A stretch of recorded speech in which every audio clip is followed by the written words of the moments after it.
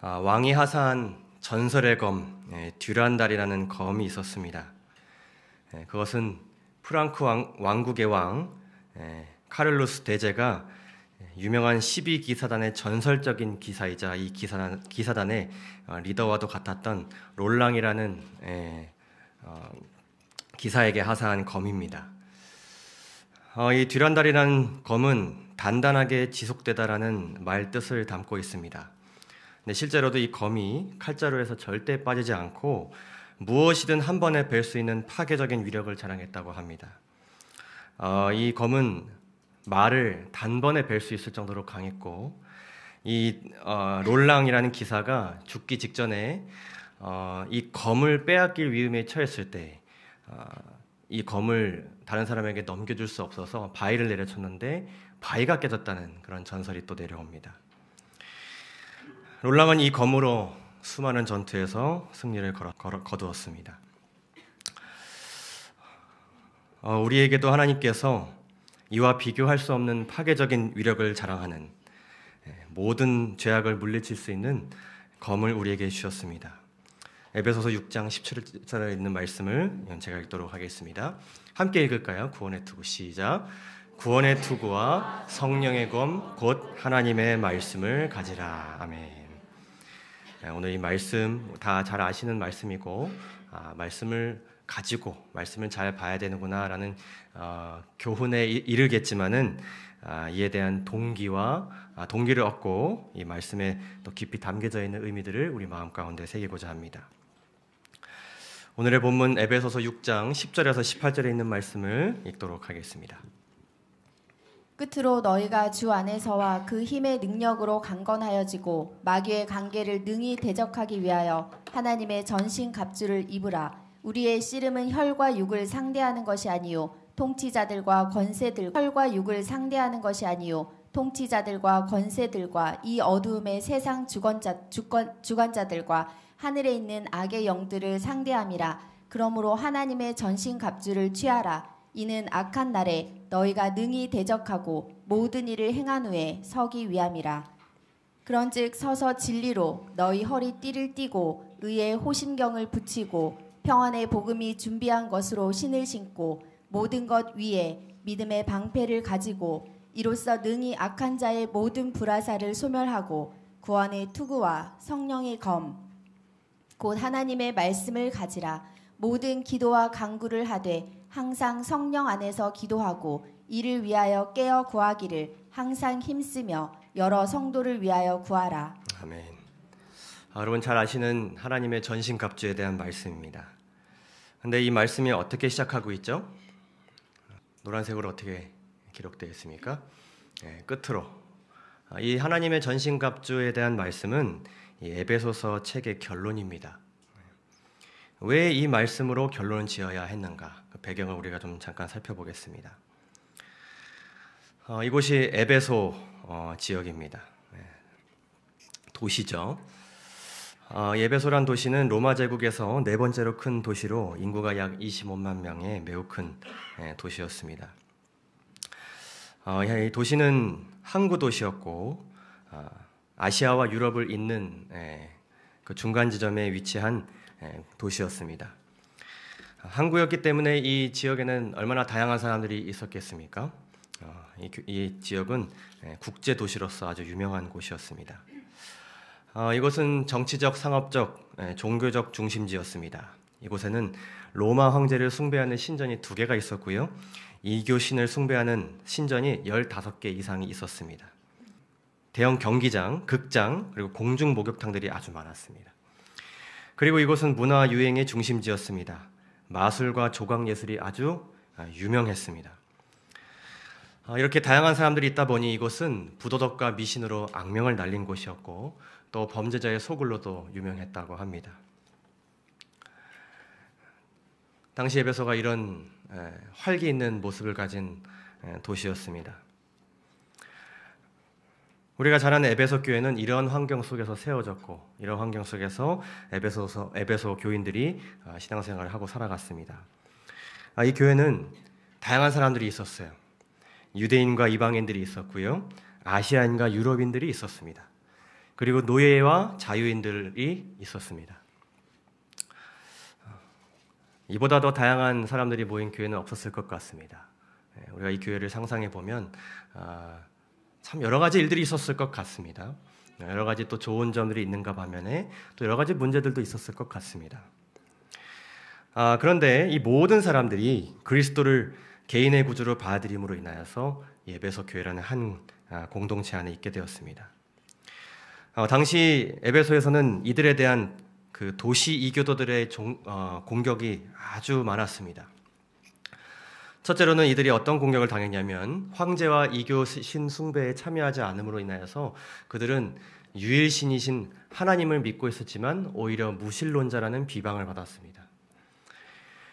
그리고 성만찬 예식에 대한 오해가 있어서 그들은 그리스도의 살을 먹고 피를 마시는 식인종이라는 비난을 받기까지 했습니다.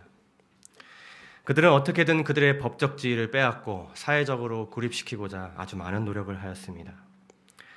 참 신앙생활하기 힘든 환경이었겠죠. 그럼에도 불구하고 이 교회를 하나님께서는 아시아에서 가장 영향력 있는 교회로 성장시켜 주셨습니다.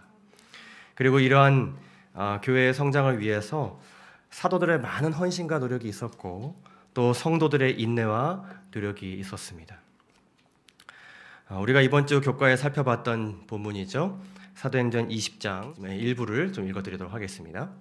바울이 밀레도에서 사람을 에베소로 보내어 교회 장로들을 청하니 여러분은 자기를 위하여 또는 온 양떼를 위하여 조심하라. 성령이 그들 가운데 여러분을 감독자로 삼고 하나님이 자기 피로 사신 교회를 보살피게 하셨느니라. 내가 떠난 후에 사나운 이리가 여러분에게 들어와서 그 양떼를 아끼지 아니하며 또한 여러분 중에서도 제자들을 끌어 자기를 따르게 하려고 어그러진 말을 하는 사람들이 일어날 줄을 내가 아노라. 네, 바울은 여러 번 경고하고 또 그들의 신앙을 위해서 권면하였습니다. 그들이 살아간 그 도시의 문화와 주변 환경이 너무나도 신앙을 지키기 어려운 환경이었기 때문에 계속해서 뭐라고 했냐면 조심하라, 조심하라, 조심하라 라고 이야기했습니다. 그리고 여러 가지 공격이 있을 것이라 그랬습니다. 그 공격이 외부에서 오겠지만 그 외부의 공격은 우리 안으로 침투해 들어올 것이라고 끊임없이 경고하였습니다. 그리고 성도들은 이러한 사도들을 통하여서 전해진 하나님의 말씀에 경청하면서 정말 그렇게 다양한 사람들이 모였지만 주님 안에서 노력하고 또 기도하고 열심히 말씀을 상고했습니다. 그래서 계시록 2장 2절에서 3절을 보게 되면은 하나님께서 그들에 대해서 이렇게 말씀하였습니다. 내가 내 행위와 수고와 내 인내를 알고 또 악한 자들을 용납하지 아니한 것과 자칭 사도라 하되 아닌 자들을 시험하여 그의 거짓된 것을 내가 드러낸 것과 또 내가 참고 내 이름을 위하여 견디고 게으르지 아니한 것을 아노라. 하나님께서 그들의 인내와 노력을 알고 계셨습니다. 그리고 그들의 기도에 응답하였습니다. 그들이 얼마나 많이 극심한 치열한 대쟁투 가운데서 하루하루 신앙했을지 모르나 그들이 인내하고자 했을 때 하나님께서 인내를 주셨고 수고하고자 했을 때 열매를 주셨습니다. 그들이 게으르지 아니하기 위해서 서로를 격려하고 하루하루 열심히 살아갔을 때 하나님께서 더 큰 성령의 열매를 그들에게 허락하였습니다. 그러나 그들이 조금 방심했을 때 사단은 그 틈을 놓치지 않았습니다. 계시록 2장 4절에서 시간이 흘렀을 때 그들이 무엇을 잃어버렸는지에 대해서 이렇게 말씀하였습니다. 그러나 너를 책망할 것이 있나니 너의 무엇을 버렸느니라? 처음 사랑을 버렸느니라. 사도들이 경고한 대로 하나님께서 조심하라 조심하라 경고하셨지만 결국 그들은 넘어지고 말았습니다. 우리 교회 스테파노비치라는 신학자가 쓴 요한계시록 주석책을 보게 되면 이렇게 기록합니다. 에베소 교회는 복음의 순수성을 지키고 거짓 교리가 교인들을 부패시키는 것을 막기 위해 온갖 노력을 다 기울였다. 초창기의 에베소의 그리스도인들은 주 예수 안에서 너희 믿음과 모든 성도를 향한 사랑으로 널리 알려져 있었다. 그러나 수십 년이 지난 지금 계시록이 쓰여진 때 점점 그 사랑은 사라져가고 있었다. 올바른 행실과 건전한 교리에 치중함으로써 그리스도께 그들의 사랑이 쇠퇴했고 그 결과로 서로 간의 사랑이 사라졌다. 만약 교회가 하나님의 사랑을 반사하지 않는다면 그 교회는 바로 존재의 이유를 상실했다. 에베소 교회는 고대 이스라엘과 같이 그들의 촛대가 그 자리에서 옮겨질 위험에 처해 있었다. 네. 겉으로 보기에는 교회는 여전히 성장하고 있었고 겉으로 보기에는 경건한 삶을 사는 것처럼 보여졌지만 처음 사랑을 그들이 잃어버렸을 때에 처음 했던 것들을 안일하게 생각했을 때에 그리스도께 그들의 사랑이 쇠퇴했고 마침내 그 사랑은 마음속에 들어오는 사랑이 없으니 퍼져나가는 사랑 또한 그쳐지게 되었습니다.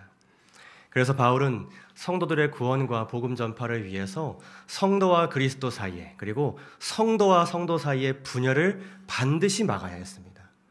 그래서 바울은 옥중에서 그들을 위해 편지를 쓴 것입니다. 그것이 바로 이 에베소서라는 성경책입니다. 재림교회 주석은 이 책에 대해서 이렇게 말합니다. 에베소서의 주제는 그리스도 안에서의 무엇이다? 연합이다. 바울은 유대인과 이방인, 아시아인과 유럽인, 노예와 자유인으로 이루어진 교회에 편지를 썼는데 이들은 그리스도 안에서 연합으로 회복돼야 할 어떤 세계를 상징했다고요? 분열된 세계를 상징했습니다.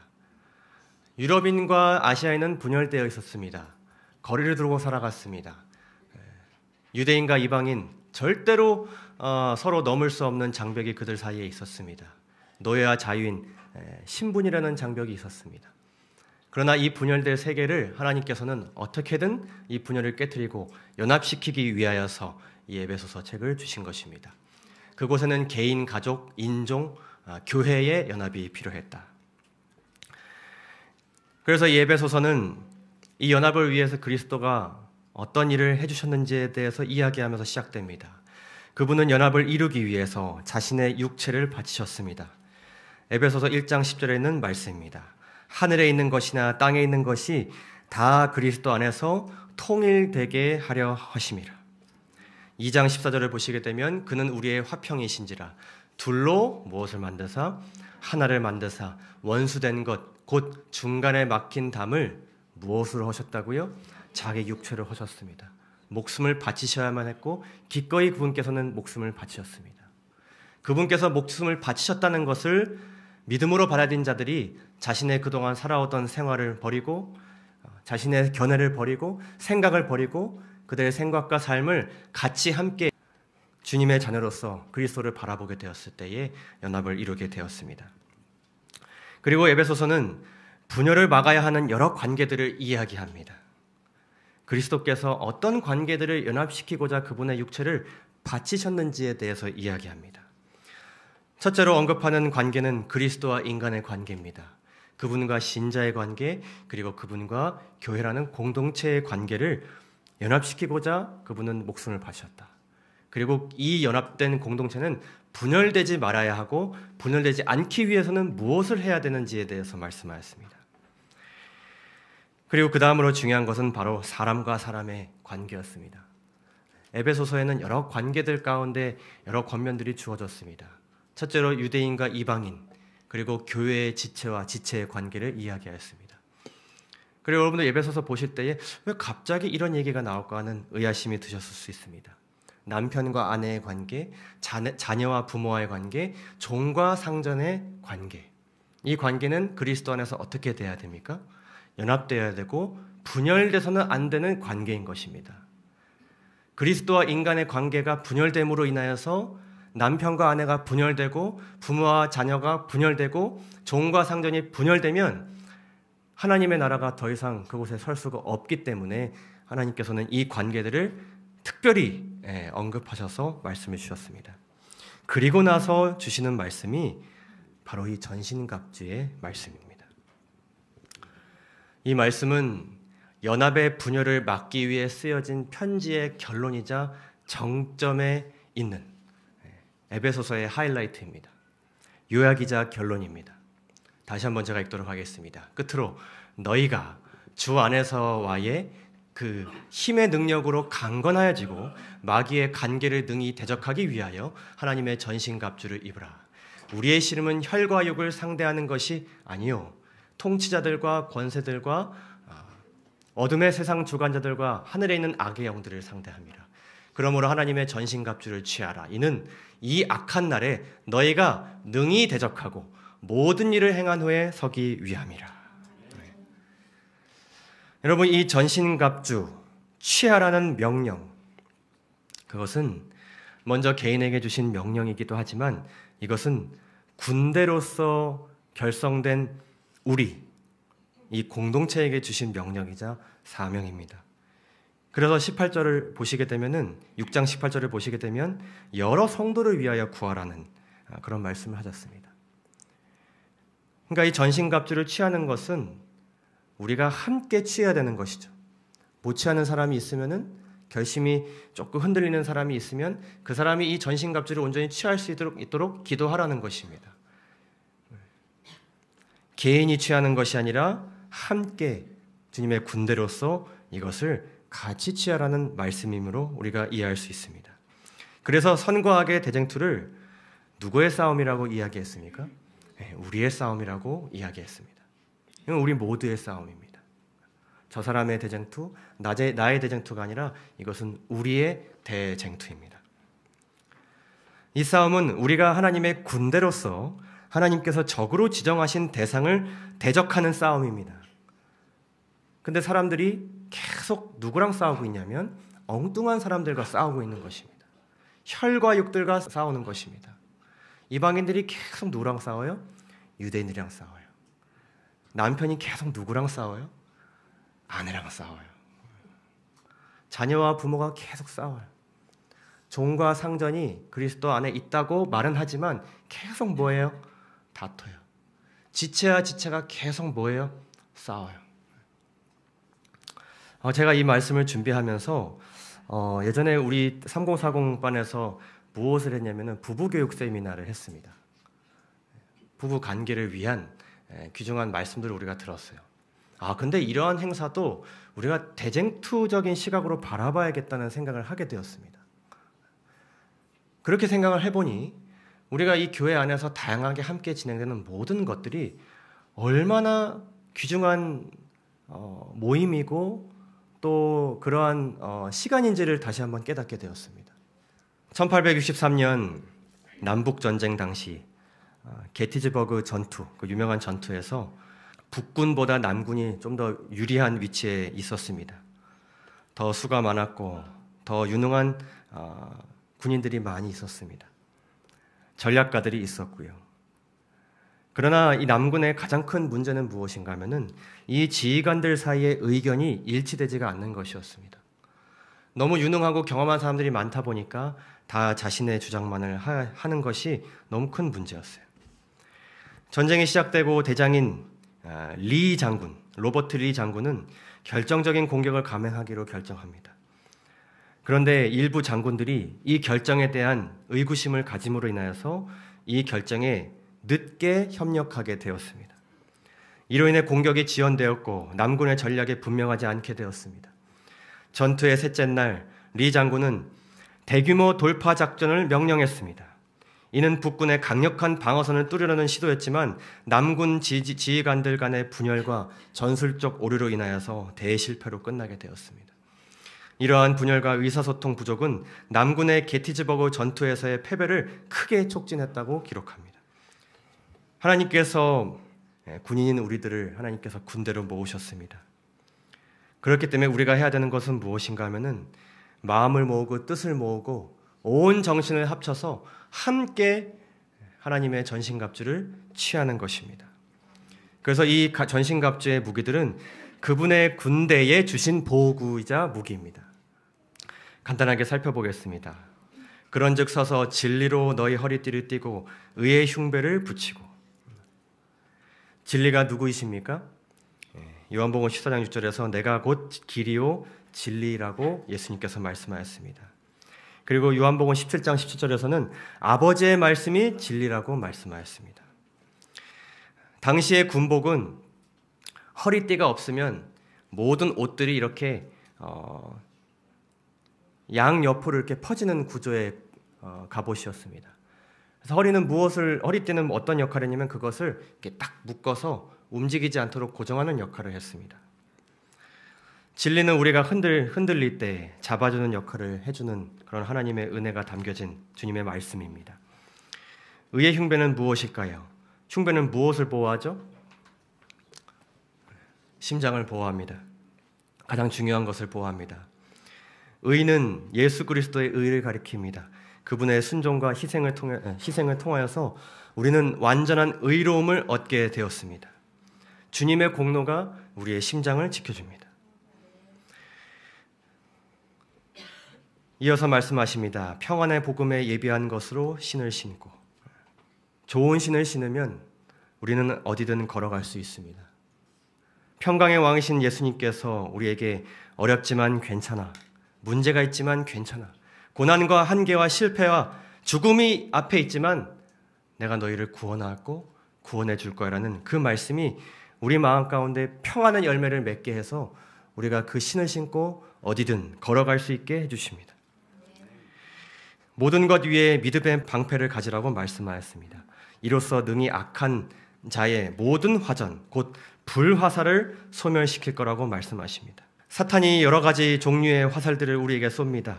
닿으면 뜨겁고 우리의 몸과 마음을 불태우는 화살들을 우리에게 쏩니다. 그러나 우리가 믿음을 가지고 그 모든 화살을 맞이할 때에 하나님께서 이 화살들을 소멸시킬 것이라고 말씀합니다. 사도행전에 이렇게 기록합니다. 가장 어두운 시간에 폭풍이 요동할지라도 우리 아버지께서 키를 잡고 계심을 느끼는 것이 믿음의 역사라고 기록합니다. 이러한 믿음의 방패가 우리 모두에게 있기를 간절히 소망합니다. 그 다음 말씀하시기를 구원의 투구가 주어진다고 말씀하였습니다. 데살로니가전서 5장 8절을 보시게 되면 이 구원의 투구를 구원의 소망의 투구라고 말씀하였습니다. 머리는 이성과 지성이 자리하는 매우 중요한 곳입니다. 특별한 보호가 필요한 것이죠. 그렇기 때문에 우리는 늘 소망에 맞춰서 하나님께서 약속하신 미래에 맞춰서 살아가야 할 것입니다. 그리고 우리에게 무엇을 주신다고 말씀하였습니까? 성령의 검, 곧 하나님의 말씀을 가지라고 말씀하였습니다. 그것을 우리에게 주신다고 말씀하였습니다. 근데 우리가 하나님께서 우리에게 주시는 전신갑주를 쭉 보게 될 때에 결국엔 이 모든 것은 누구를 가리키고 무엇을 가리키고 있느냐 우리가 알 수 있게 됩니다. 이 모든 것은 누구를 통해 주어지는 것입니까? 예수 그리스도를 통해서 주어지는 것입니다. 예수 그리스도만이 주실 수 있고 그분이 가지고 계신 것입니다. 그리고 말씀이 육신이 되는 그분의 이 모든 품성과 그분의 계획과 그분이 하신 일들과 하실 일들에 대해서 무엇이 기록합니까? 하나님의 말씀이 이 모든 것을 담고 있다는 것을 보게 되면서 결국에는 이 모든 것이 예수 그리스도와 하나님의 말씀을 가지는 것에 초점이 맞춰져 있음을 우리가 알게 됩니다. 근데 우리가 이 말씀을 조금 더 깊이 들여다볼 필요가 있습니다. 여기서 하나님의 말씀을 가지라고 하는데 이 헬라어가 무엇이라고 기록하고 있죠? 레마. 헬라어에서 말씀으로 번역된 대표적인 두 가지 원어가 있습니다. 그것은 유명한 로고스와 바로 이 레마입니다. 차이점이 조금 있습니다. 이 로고스라는 것은 특정한 문장이나 표현보다는 하나님의 마음, 하나님의 뜻, 하나님의 말씀 그 자체를 나타낼 때 사용합니다. 그래서 우리가 잘 아는 요한복음 1장 1절의 말씀이 이 로고스로 이렇게 기록되어 있습니다. 태초에 말씀이 계시니라, 하나님이 계시니라, 이런 말씀과 같은 것이죠. 이 말씀이 하나님과 함께 계셨으니 이 말씀은 곧 하나님이시라. 하나님의 존재에 대해서 나타낼 때 이 로고스를 사용했습니다. 근데 이 레마는 조금 더 구체적으로 어떤 특정한 말이나 이야기를 뜻합니다. 그래서 마태복음 4장 6절에서 예수님께서 사단의 시험에 굴복하지 않으셨을 때에 기록된 말씀이 레마를 사용하였습니다. 기록되었을 때 사람이 떡으로만 살 것이 아니요 하나님의 입으로부터 나오는 모든 말씀 곧 레마로 살 것이라 하였느니라 하시니라.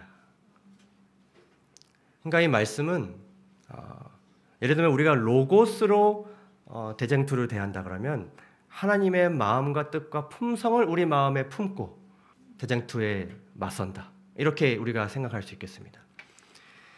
근데 레마로 대쟁투에 맞선다고 한다 그러면 사단이 공격하는 바에 대해서 하나님의 말씀하신 말씀들 중에 특정한 어떤 말씀을 가지고 그 공격을 대항하는 것을 의미합니다.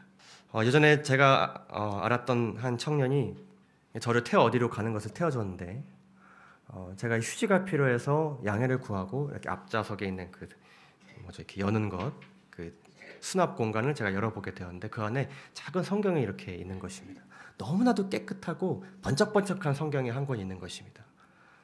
그래서 그 친구가 사실은 교회에 잘 안 나올 때 제가 그 친구 교회에 나오라고 밥 사주려고 만난 것이었는데 거기에 성경이 있으니까 이 친구 마음간에 로고스가 있다는 마음이 들면서 감동이 되었습니다.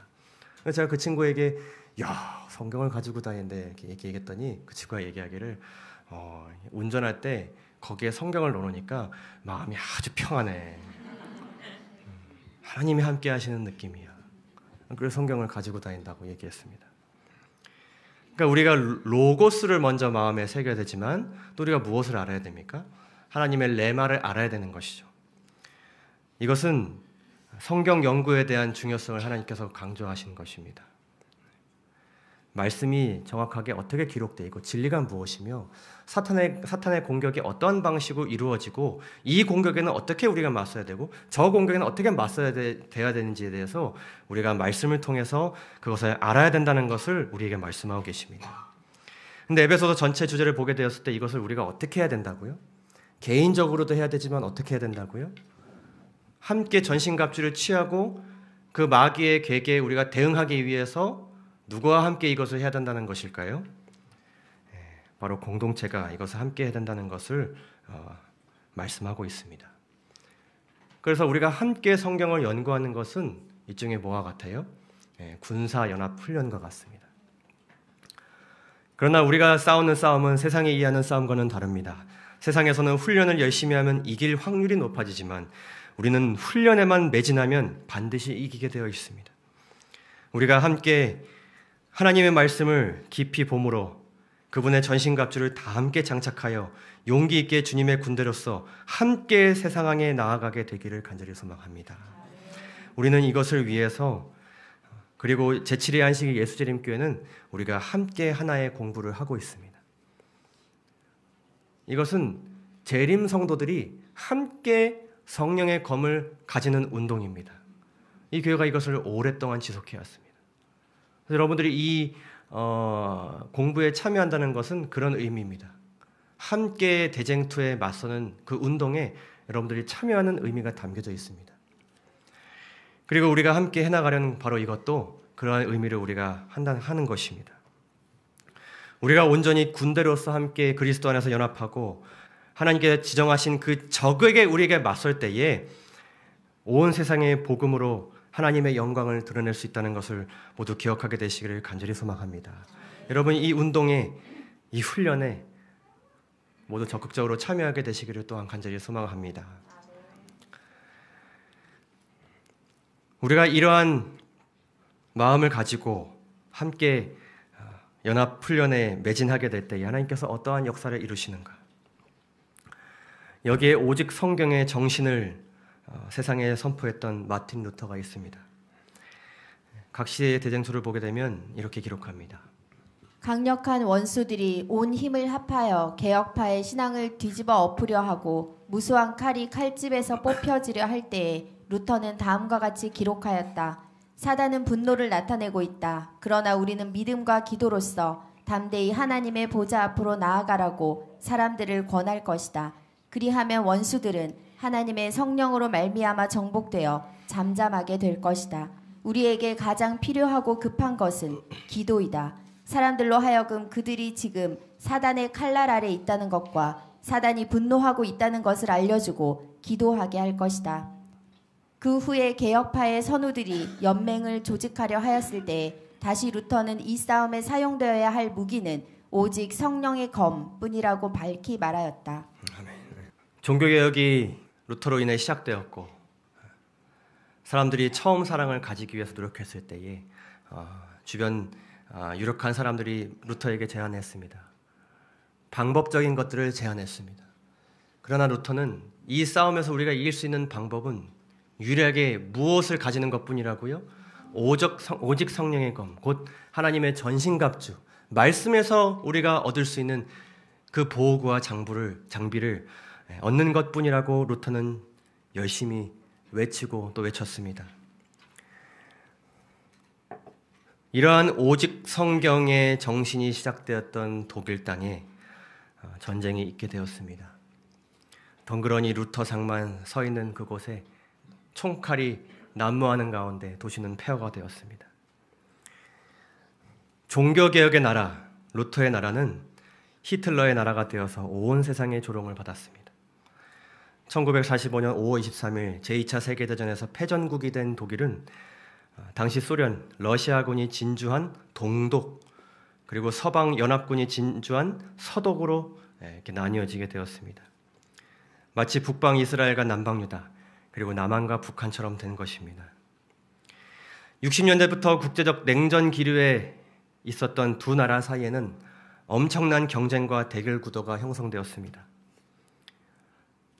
서로 없는 오해들을 만들어서 공격하고 자신이 주장하는 바가 더 옳다고, 민주주의가 옳다고, 사회주의가 옳다고 주장하는 가운데 그들 사이에 마음의 거리는 더욱더 커져만 갔습니다. 결국 기초적인 외교관계마저 단절되었고 동독은 베를린에 장벽을 세우게 됩니다. 그러나 놀라운 것은 이 나라가, 그리고 전 세계가 동독편과 서독편으로 나누어서 싸움을 하고 있었을 때에 자유주의에 속해 있었던 서독의 수많은 교회들은 그러한 분열의 시대 속에서 동독교회를 위해서 일을 하였습니다. 왜냐하면 그것이 오직 성경의 정신을 실천하는 유일한 기회였기 때문이었습니다. 그것이 그들이 살펴온 말씀에 나타난 그리스도의 사랑의 모본이요 교회가 마땅히 실천해야 될 것이기 때문이었습니다. 1945년 나라가 분열되자마자 각 종파로 분리되어 있었던 독일 개신교계는 하나로 결집되기 위해서 노력을 하였습니다. 그리고 독일 개신교를 대표하는 독일 개신교 연합회가 1948년 초교파를 아우르며 창설되게 되었습니다. 그들은 먼저 함께 연합하여서 무엇을 하냐면 진지한 자기 성찰과 반성을 하였습니다. 마치 오순절에 모인 제자들의 그 신앙 고백도 같은 그런 고백을 그들이 하게 됩니다. 1945년 10월 독일 교회의 슈투트가르트 사죄 고백을 보게 되면 이렇게 기록합니다. 나치의 범죄를 목도하고도 교회가 용감하게 고백하지 못했습니다. 진실되게 그들을 위해서 기도하지 못했습니다. 사죄하고 또한 사죄했습니다. 그리고 그들은 개신교 연합회 내에 있었던 루터파, 혁신파, 켈빈파, 통합파, 나름 굵직한 소리 좀 낸다는 교파들은 독립성을 유지하되 대신 동서냉전 가운데서도 어느 정치적인 이념편에 서지 않고 이에 대해 목소리를 내지 않기로 협의하였습니다. 대신 그들은 이 연합회를 통해서 서독교회들이 그들의 주적이었던 동독에 있는 교회들을 지원하기 시작했습니다. 사회주의 동독 정부의 영향으로 핍박 가운데 있었던 동독교회를 그들이 끌어안기 시작했습니다. 그리고 그들은 동독교회를 힘이 없는 교회라 폄하하지 않고 동독교회가 가진 권한을 인정하면서 양교회의 공존을 위해서 노력하였습니다. 그들은 그들의 1년 예산의 절반을 동독교회를 위해서 사용하였습니다. 근데 그들이 동독교회를 도울 때에 두 가지 원칙을 지켰다고 기록합니다. 재정적 지원을 하면서 명목 있는 도움으로 동독교회의 자존심을 지켜주었습니다. 또 하나는 지원한 돈의 사용처를 확인하지 않는 것이었습니다. 기록하지 않는 것이었습니다. 그래서 서독의 교회들은 동독교회에 지원한 돈의 사용처를 단 한 번도 추궁하거나 추적하지 않았습니다. 도움을 받으면서도 동독교회의 자존심을 훼손하지 않았던 것입니다. 그리고 서독교회는 동독 주민들의 인권 침해에 대해서 언제라도 대변자적 역할을 하는 것을 주저하지 않았습니다. 정치적인 분단에도 불구하고 동서독의 교회는 예수 그리스도의 교회로서 유대 관계를 다졌습니다. 그리고 분단을 극복하자 하였고 분단이 극복되었을 때 교회가 가장 먼저 함께 만나였고 국가의 연합을 위해서 이들이 힘썼다고 역사는 기록합니다. 그들의 이러한 모범은 오직 성경의 정신에서 온 것이었습니다. 내 마음을 다하고 목숨을 다하고 힘을 다하고 뜻을 다하여 주 너희 하나님을 사랑하고 내 이웃을 내 몸과처럼 사랑하라고 말씀하신 그 말씀에 온 교회가 연합하여 순종하고자 했을 때 그 어려운 시기에서도 그들은 하나님의 전신갑주를 소유할 수 있었고 소유하게 되었을 때에 모두가 분열될 때를 하나님께서 연합의 역사를 이루어줄 수 있었습니다. 연합을 통해 분단의 어려움을 견디고 통일의 기쁨을 누리게 해주셨습니다. 사랑하는 진리의 뿔교회 성도 여러분, 우리 진리의 뿔교회는 이 에베소 교회와 많이 닮아 있습니다. 먼저 우리는 대한민국에 살고 있습니다. 아름다운 나라요, 많이 성장한 이 강한 나라. 그러나 이 나라에는 여러 가지 어렵다는 목소리가 나오고 있습니다. 저출산 끊임없이 이야기 나누고요. 지난주에 드디어 환율 1,400원이 넘었다고 합니다. 이는 금융위기 수준과 비슷하다고 이야기합니다. 그리고 문화적으로는 많은 청소년들이 이제는 예전에 우리나라만 가질 수 있었던 고유의 그런 어떤 보수적인 모습들이 사라져가기 시작했습니다. 마약이 너무 흔하게 되었고 동성애도 이제는 유튜브 상에서는 너무나도 흔한 문화가 되어버렸습니다. 근데 여기 보시면 어떤 요인이 크다고 기록하고 있죠? 문화적인 요인이 크다. 예전에는 제가 이런 뉴스를 보게 되면 마음에 어떤 웅장함을 가지게 되었었습니다. 근데 지금은 이 뉴스를 볼 때마다 두려운 마음이 큽니다. 이제는 사단이 우리나라를 통해서 문화를 만들기 시작합니다. 세속적인 문화를 만들기 시작했습니다. 이 세속적인 문화는 전 세계가 좋아하는 문화가 되어가고 있습니다. 대한민국이 이제는 이러한 문화를 만드는 나라가 되었습니다. 대표하는 나라가 되었습니다. 우리나라의 수많은 가수들과 유명인들이 전 세계로 흩어져 수천 수만 명을 끌어모아서 그들에게 자기 사랑을 전파하고 있습니다. 자기 뜻대로 하는 것이 옳다는 것을 이야기하고 있습니다. 우리는 이런 환경 속에서 살아가고 있습니다. 교회는 어떠한가요? 끊임없이 위기를 이야기합니다. 2년 동안 무려 4,000 교회 이상이 문을 닫았다고 기록합니다. 변화 개혁을 이야기하지만 그 누구도 함부로 나설 수 없는 장벽들이 우리 안에 있습니다.